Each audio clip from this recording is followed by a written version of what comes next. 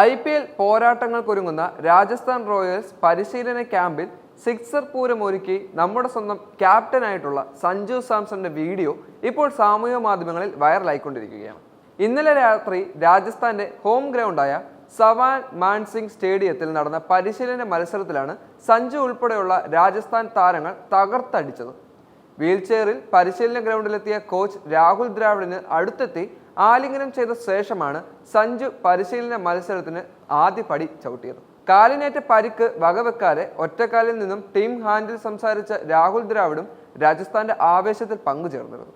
നിങ്ങളുടെ കഴിവുകൾ വിശ്വാസമർപ്പിച്ച് ശ്രദ്ധയോടെ മുന്നോട്ട് പോകാമെന്നായിരുന്നു പരിശീലന മത്സരത്തിന് മുമ്പ് കളിക്കാരോട് ദ്രാവിഡിന്റെ ഉപദേശം വന്നത്.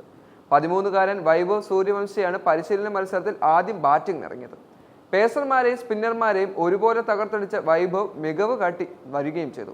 രാജസ്ഥാൻ താരങ്ങളായ റിയാൻ പരാഗ്, നിതീഷ് റാണ, ധ്രുവ് ജുറേൽ എന്നിവരും പരിശീലന മത്സരത്തിൽ കരുത്ത് കാട്ടുകയും ചെയ്തിട്ടുണ്ട്. പിന്നീടാണ് ക്യാപ്റ്റൻ സഞ്ജു സാംസൺ ക്രീസിലെത്തി എല്ലാവരെയും ഞെട്ടിച്ചത്.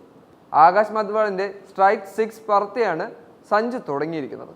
പിന്നാലെ റിയാൻ പരാഗിനെ യശസ്വി ജയ്സ്വാൾ 6 പറത്തി. പിന്നീട് ഇടം കയ്യൻ പേസറുടെ ഷോർട്ട് പിച്ച് പന്ത് സഞ്ജു അനായാസം സ്ക്വയർ ലെഗിന് മുകളിലൂടെ 6 തൂക്കി. തുഷാർ ദേശ്പാണ്ഡ്യ സ്ലോ ബോളിൽ ജയ്സ്വാളിനെ ക്ലീൻ ബൗൾഡ് ആക്കിയപ്പോൾ ഇടം കയ്യൻ സ്പിന്നറുടെ പന്തിൽ 6 ശ്രമത്തിൽ ലോങ് ഓണിൽ ക്യാച്ച് നൽകിയ സഞ്ജു പുറത്താവുകയും ചെയ്തു. 22-ന് തുടങ്ങുന്ന IPL-ൽ 23-ന് സൺറൈസേഴ്സ് ഹൈദരാബാദിനെതിരെയാണ് രാജസ്ഥാൻ റോയൽസിന്റെ ആദ്യ മത്സരം നടക്കുന്നത്. ഏവരും വളരെ ആവേശത്തോടെ കാത്തിരിക്കുന്ന മത്സരത്തിൽ ഇപ്രാവശ്യം രാജസ്ഥാൻ റോയൽസ് തന്നെ കപ്പടിക്കുമെന്നാണ് ആരാധകർ പറയുന്നത്.